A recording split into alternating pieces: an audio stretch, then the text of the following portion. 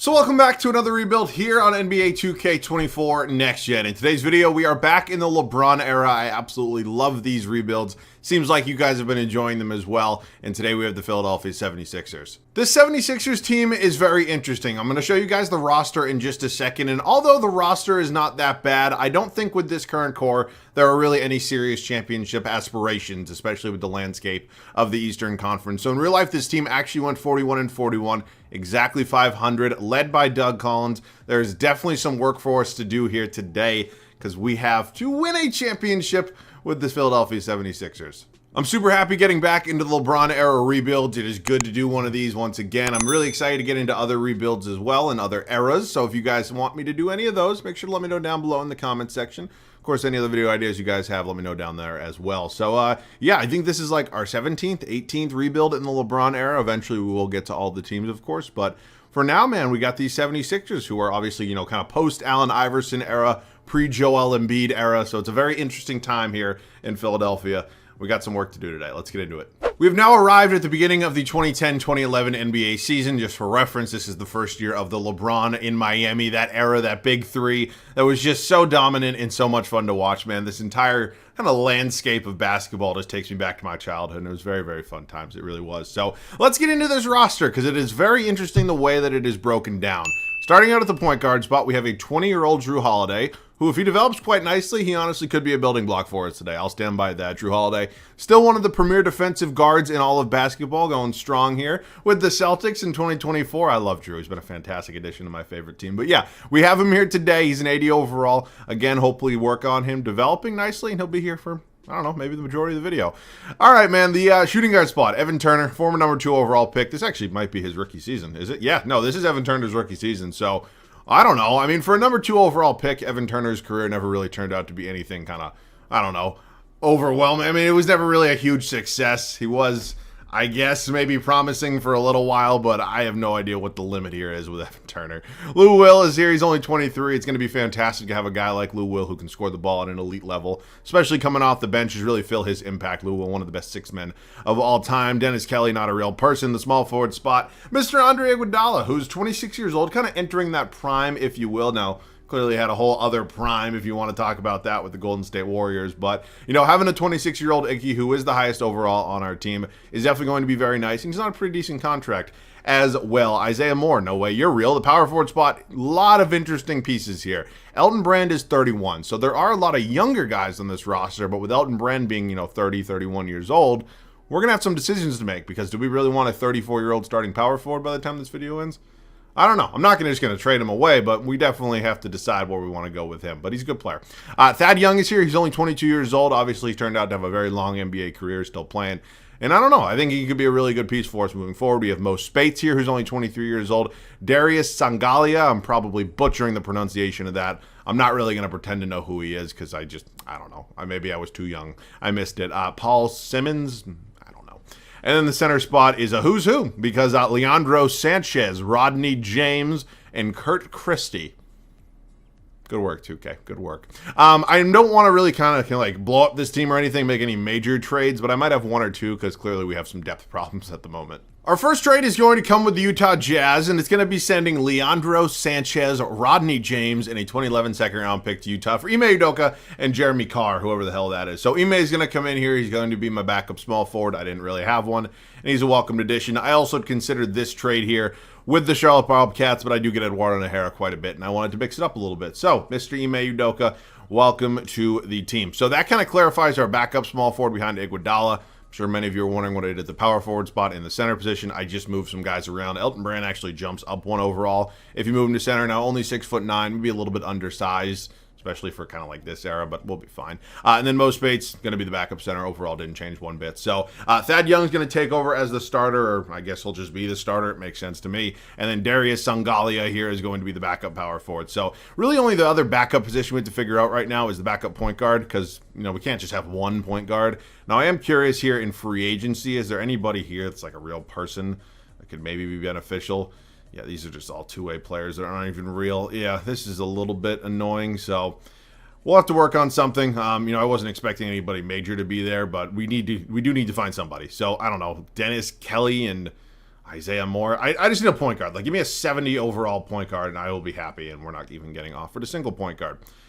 Yeah, this may or may not happen. I think, okay, we're getting some real people at least. Raja Bell. He is 34. Probably. Can I move Lou Will to the point guard? Oh, Luther Head. But I do get him a decent amount, I feel like. You know what I'm going to do? I'm going to pick up Raja Bell. Oh my God. Actually, no, I'm not. I'm not taking... Look, I know I can move contracts easily, but it is a ginormous pain in the ass to move a 69 overall on a $42 million contract.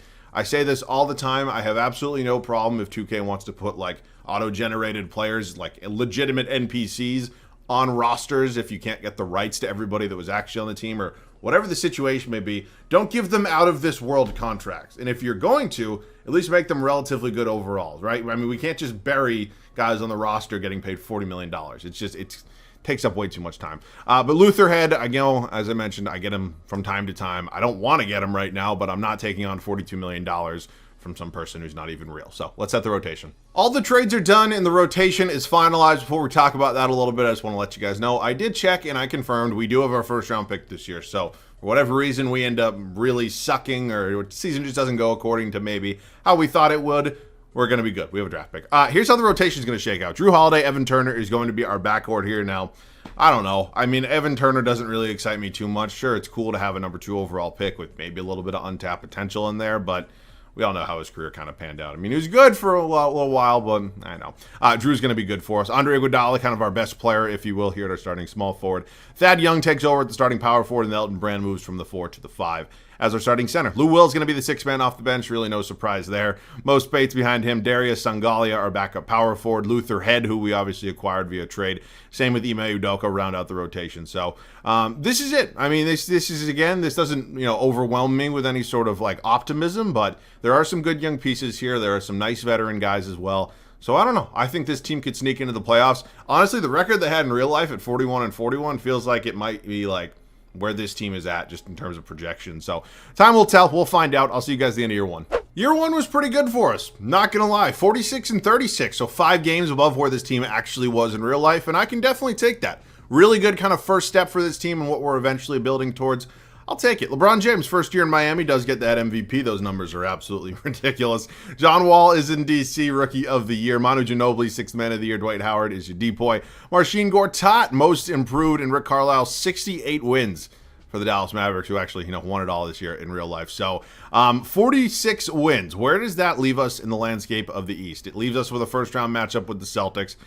They're pretty good. They still have the big 3, even though they're a little bit older. But yeah, going to be a tough first-round matchup. I'm not going to lie to you guys. But first and foremost, let's check out some stats. How'd everybody play? Elton Brand led us in scoring, double-double, 17.5, almost 18 points a game, 10.5 boards. I'll take that. It was about 56% from the field. Thad Young, Drew Holiday, solid campaign. Was this his rookie season? No, it's his second season. That's what I thought. Iguodala, who maybe didn't do it all in the scoring department like I thought he would, which is kind of a little strange because, 12 points a game is like, rookie Andre, second-year Andre. This is more what I was expecting, so I don't know if it's the system, whatever it may be, but yeah, having Iggy as our 4th scoring option was not exactly what I was expecting, but it happened.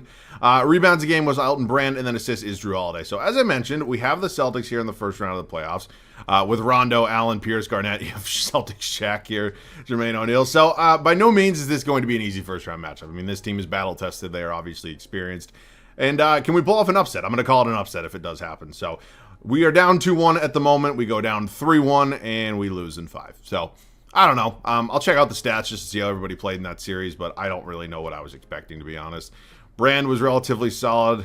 Yeah, I mean, it's just kind of on par with how everything went all year, and I don't know, man. Something feels off. I don't know what's going on with Iguodala right now, but it just doesn't feel right.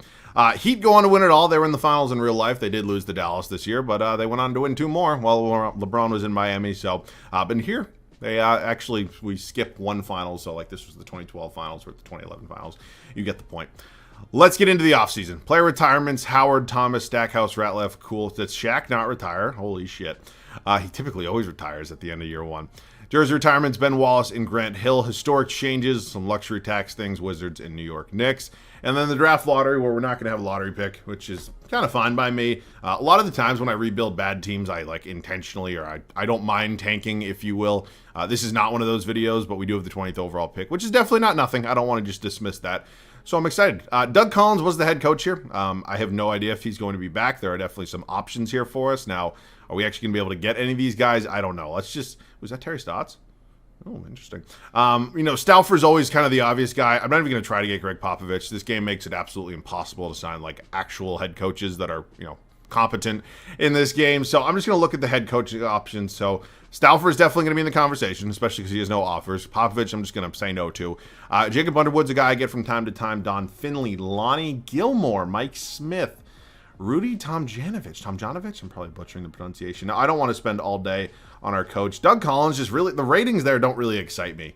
They really don't. I'm not going to lie to you. We have a young Frank Vogel here, but again, the ratings really aren't there. So I think I'm going to go out and get Underwood. I don't mind getting Stauffer a lot, mostly because it doesn't affect anything, but I definitely don't mind switching it up from time to time. So let's go out and get Jacob Underwood. We're going to sign him to a 4-year deal. Welcome to Philadelphia, Jacob, and hopefully he can lead us to the promised land of a championship. So let's check out the draft. We do have the 20th overall pick, as I mentioned. I think we traded our second-round pick for maybe it was for Ime, but 20th overall pick. We have a decision to make whether we want to stand pat, trade away the pick, trade up, whatever it may be. I'll obviously show you guys. The Houston Rockets currently own the number 4 overall selection, and I want it. For me, Evan Turner was a fine young piece, number 2 overall pick, but when we look at what his career kind of turned out to be, we know what his ceiling is. And I'm not necessarily saying that was a bad thing, but I have to get better. I mean, that's just kind of the way you got to put it. And for me, not really in my future plan. So he's going to hopefully be traded to Houston. This is the number 20 overall pick. Isaiah Moore, Kurt Christie, whoever the hell you two are, thank you for being nice trade pieces here. And how about we make a deal and acquire this 4th overall pick? Because I actually tried to trade for 3 already. It just wasn't happening. And thankfully that went through. So hopefully the guy I'm kind of targeting here doesn't go top 3. So I'm assuming Kawhi goes number 1 to Milwaukee. I feel like Milwaukee always has the number 1 overall pick in these situations. Kyrie goes number 2. I didn't want Kyrie today. Let's check on number 3. Please don't. Thank you. All right, I'm going out and I'm drafting Jimmy Butler. Jimmy Butler obviously ended up being a Philadelphia 76er in the future, and probably should have paid him over Tobias Harris. Just my take. But Jimmy Butler obviously has turned out to have an absolutely fantastic career, and while I think Klay Thompson would fit this team very well as well, I just think Jimmy Butler is the better player. So I'm taking Jimmy. Welcome to Philadelphia. Very excited to have you here moving forward. He's going to be a 76 overall, which is fine by me. In terms of who I'm bringing back, Holiday, Mo Spates, yes. Look, typically, I know, especially because all my rebuilds are unrealistic, I'll bring back everybody, but not a 66 overall making nearly $4 million in 2011. It's just not going to happen. So Thad Young is definitely somebody I'd like to retain, so we're going to qualify him. And then we enter a free agency with some options. We had a very underwhelming year, to put it nicely, from Andre Iguodala. We have Elton Brand, who was solid for us, but definitely sneaking up there in age. So is a free agent acquisition a possibility for us? Is that on the table? I'm not going to rule it out. So I think we do have 1 or 2 trades, though, before we get to that. I'm making a big decision here, and it might not be the most popular one. Elton Brand was really good for us. He led us in scoring, he led us in rebounding, and ultimately was probably our best player. But when I have the opportunity to get a guy who is making less than half the contract that Brand is, while being 10 years younger, I have to take it. DeAndre Jordan ended up being a fantastic player. We all know that. And I'm going to take this deal. So it's going to save us some money. We're going to get a little bit younger. Not an easy decision at all, but I think it's going to best benefit this team in the long run because DJ definitely does progress very well.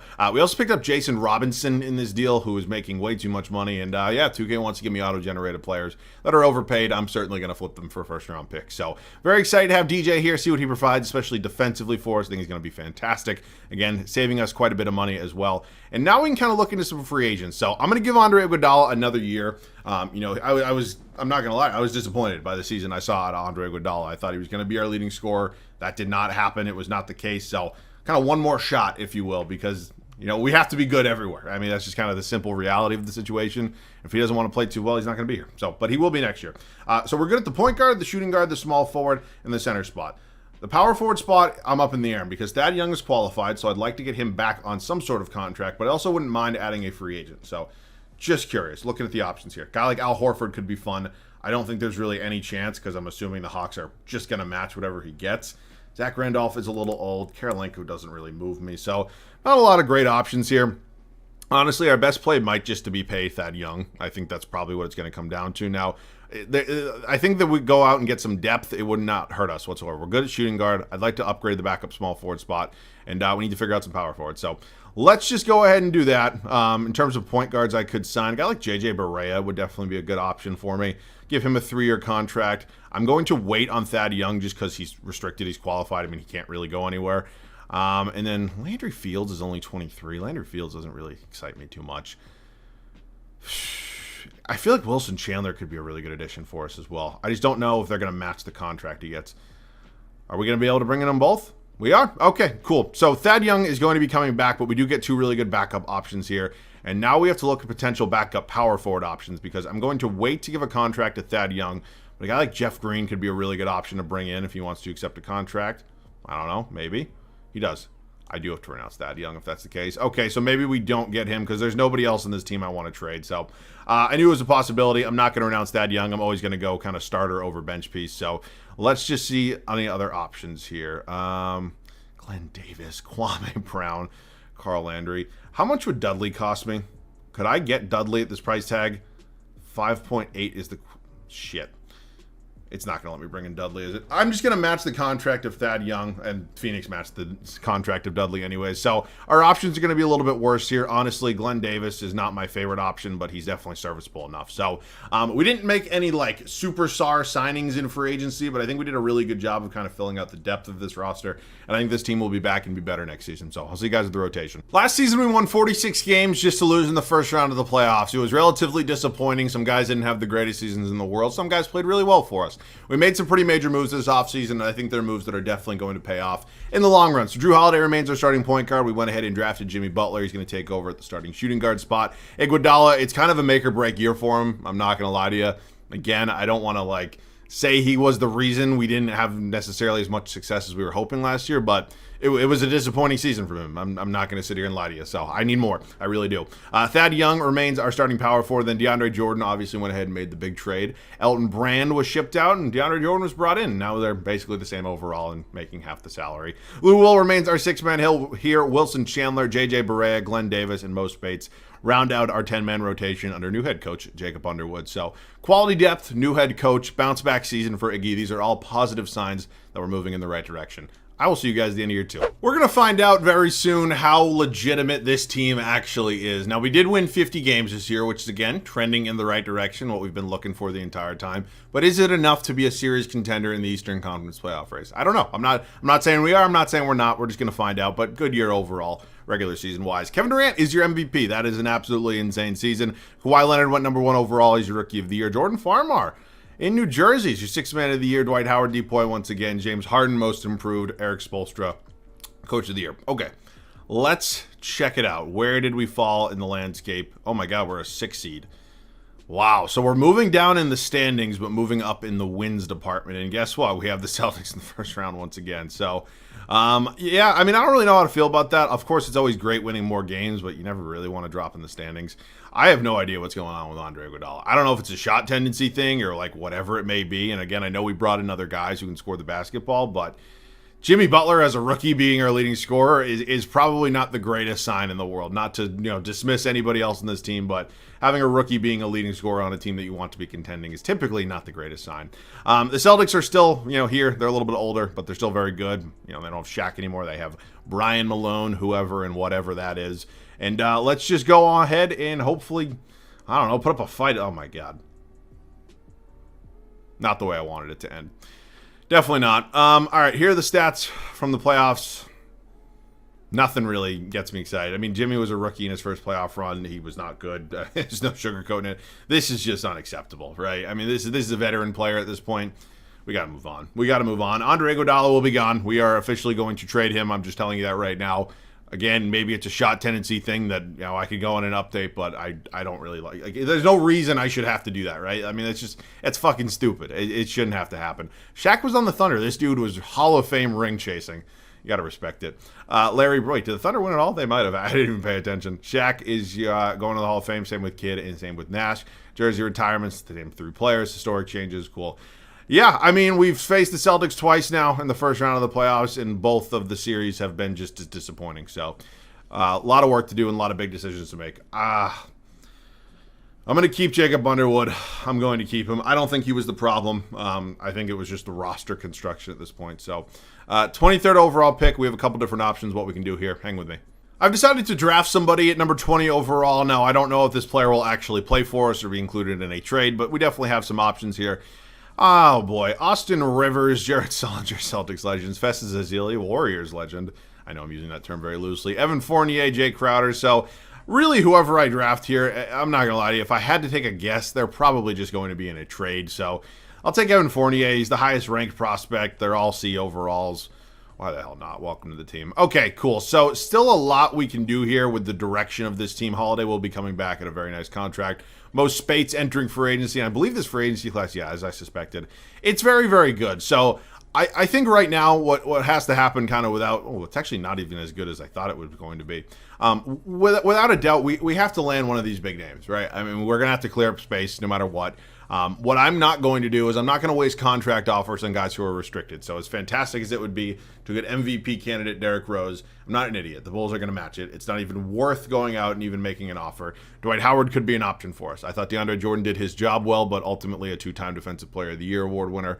I'm going to take that. He's in his prime. Same could be said about Chris Paul, who actually has one offer right now. It is from the Hornets. It's a nice contract. Russ probably not going to happen. Then if we want to kind of get into like maybe a little bit of the lower tier, Lopez, Allen, both restricted. I don't know. So I feel like there's typically more guys here. So I think for me, it's between Dwight Howard or Russell Westbrook. And if we can land, or Dwight Howard and Chris Paul, if we can land one of these guys, I think we're absolutely set for the future. And so I just have to figure out the money situation. We're going to clear up some cap space. And honestly, probably an Andre Iguodala trade. I'd love to try to add Monte Ellis to this team. He's clearly a guy who can score the basketball. And honestly, Andre Iguodala's time here was very underwhelming. I'm not going to lie to you. So Monte Ellis would come in here. He's 26 years old. Clearly a scoring threat. And that's kind of exactly what we need right now. So they don't want to take that straight up. Fortunately, this is kind of the exact reason why I drafted a guy like Evan Fournier. And can we just get this done with second-round picks? Fuck off, Phillip. Let's just make a deal. Okay, seriously. One more first. Thank you. Okay, welcome to the team, Monte Ellis. Now, that trade doesn't necessarily save us a lot of money, but what it does do is allow us to maybe make some corresponding moves that will save us money. So how much money do we have right now? Just curious. Let's just start out with, like, the big one. DeAndre Jordan, who, yeah, we basically have no money whatsoever. So if we want to go out and get one of these big fish, if you will, we're going to have to make kind of a corresponding move and clear up some money. So I think that probably starts out with, like, Glenn Davis, maybe even Thad Young, J.J. Barea. These guys who, although are very good for us, we have to save money. We have to get cheaper. So let's just look, see who is an option for us. Starting out with Davis, who I definitely don't need and maybe even overpaid a little bit for. Just a draft pick. It's so hard to trade for draft picks here. Thank you very much, Sacramento.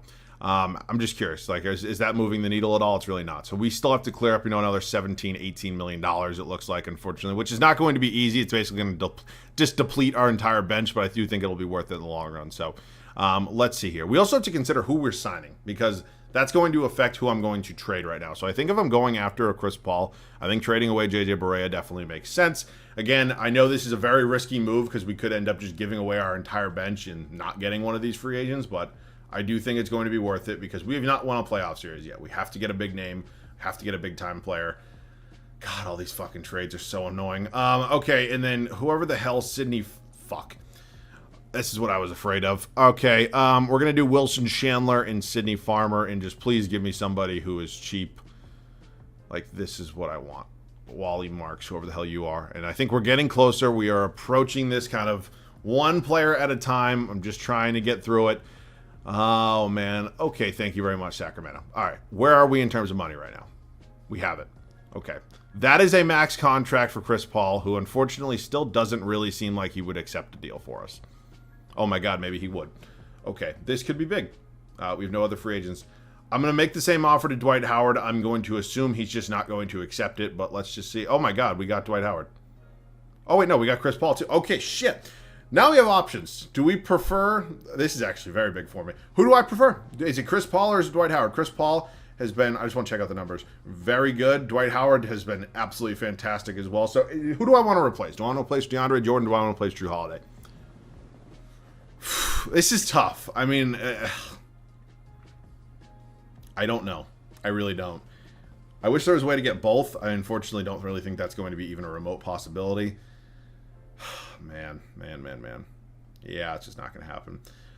This is a tough decision. I haven't figured this out yet. I'm signing Chris Paul. This may be the wrong move, but I did like what DeAndre Jordan did for us last year. Now, he's not necessarily the scoring threat maybe a guy like Dwight Howard is, but ultimately, I think Drew Holiday at this point in his career, and this is going to sound crazy, I think Drew Holiday to Chris Paul is a bigger upgrade than Dwight Howard, or from DeAndre Jordan to Dwight Howard. And now I'm not saying it's relatively close in either, but that's just the way I feel like it is with the landscape of our team. So it's a big decision. I know it might not be the right one or the popular one, if you will, but we had to get a big name, and Chris Paul is going to be my guy. So him and Monte Ellis, my new backcourt. Jimmy Butler's just going to slide into the starting small forward spot. He had an absolutely fantastic rookie season for us, of course, until the playoffs.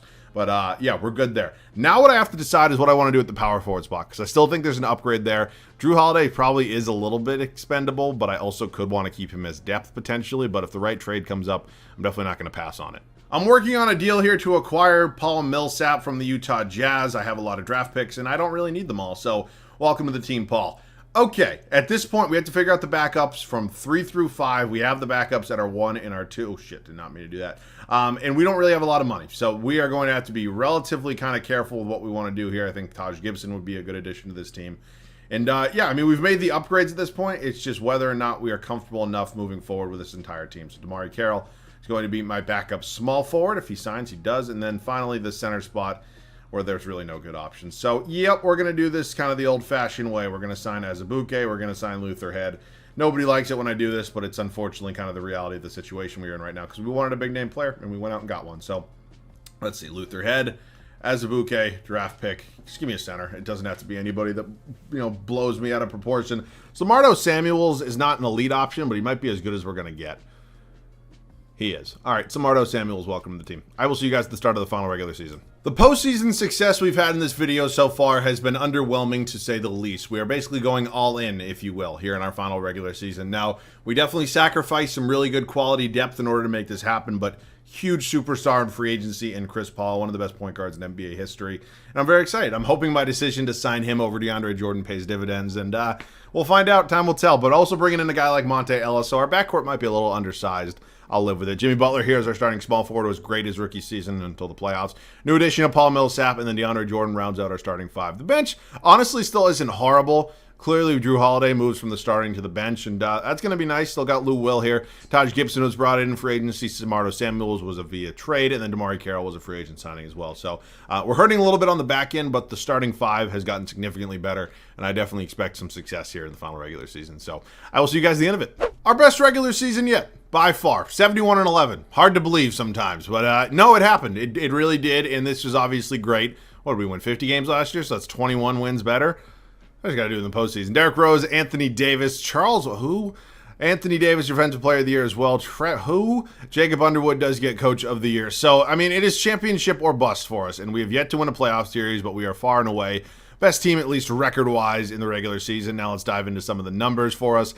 Monte Ellis was our leading scorer. He was a great addition for us. Jimmy Butler, Chris Paul, just a facilitating machine, 11 assists. Now, I know the points aren't going to blow anybody's mind, but again, there's a lot of talent around him. We got to keep that in mind. Maybe you can make that same argument with Iguodala, but he's not nearly the player that Chris Paul was. I think we all can agree on that. Okay, let's get into it. Kemba Walker, there's Anthony Davis here. Okay, holy shit. Okay, this team actually might be a little bit more of a pain in the ass than I initially anticipated, but we are still the 1 seed. We won 71 games. We handle our business. Okay, here come the big 3 Miami Heat. Here they do. I mean, this is every time I see CJ Watson, I always get a good laugh of the Conor McGregor, Draymond Green. That's so funny. If you don't know what I'm talking about, go look it up. All right, they win game 1. We win games 2 and 3, and they tie it up 2-2. We go up 3-2. That's a big one. We win in 6. Eastern Conference Finals, MVP Derrick Rose, the rest of the Chicago Bulls, definitely going to be tough. 2 elite point guards, maybe the 2 best in the game at this time, going at it here in the East Finals. We are 2-2 right now. We go down 3-2. Oh, we get bounced. Damn. All right, this one sucked. I didn't like the ending of this. Yeah, you know, I don't know.